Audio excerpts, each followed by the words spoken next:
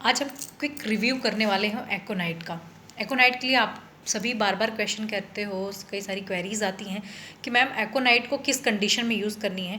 तो सिम्टोमेटोलॉजी सारी चीज़ें मैंने आपको एक्सप्लेन कर रखी है, बट क्विक रिव्यू करेंगे जहाँ पे आपको एक्यूट एंड क्रॉनिक कंप्लेन में पेशेंट को किस तरह से एकोनाइट प्रिस्क्राइब करना है आपको समझ आ जाएगा, राइट। तो सबसे पहले पेज को फॉलो कर लें for more updates related to homoeopathy. देखिए, एकोनाइट के जो सिम्टम्स हैं they are very drastic, very peculiar and very very presenting, है ना। वहाँ पे ऐसा कुछ नहीं है जो आपको छुपा हुआ रहेगा और आप समझ नहीं पाओगे। Patient is very very anxious और restless during his sickness.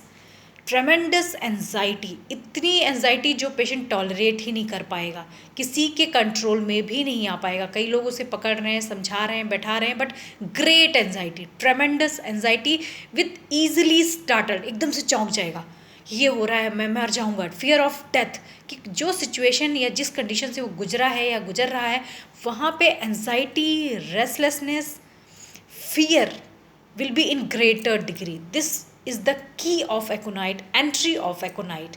And इसी कंप्लेन के साथ साथ उसकी जितनी भी फिजिकल कंप्लेन है वो स्टार्ट हो जाएंगे। There will be heaviness in chest with palpitation and great anxiety. There will be sudden vomiting with great anxiety. There will be sudden urging to urinate with anxiety. Headache with fits, ऐसा लगेगा कि doctor साहब मुझे बहुत सिर दर्द हो रहा है, और एकदम से कन्वर्जन्स आ जाएंगे। And great restlessness, sleeplessness with anxiety, with fear of death. Her physical complain के साथ पेशेंट को उसका मेंटल स्टेटस रिप्रेजेंट करेगा या फिजिकल एंजाइटी भी रिप्रेजेंट करेगी, राइट।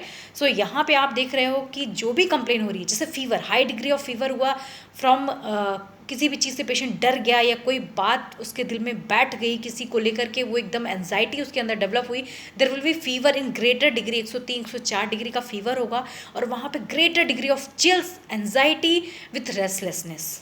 पेशेंट कंट्रोल में नहीं आ रहा है, एकदम डरा सहमा, किसी से बात भी करेगा तो डरा डरा सा, शब्द ही निकल पा रहे हैं।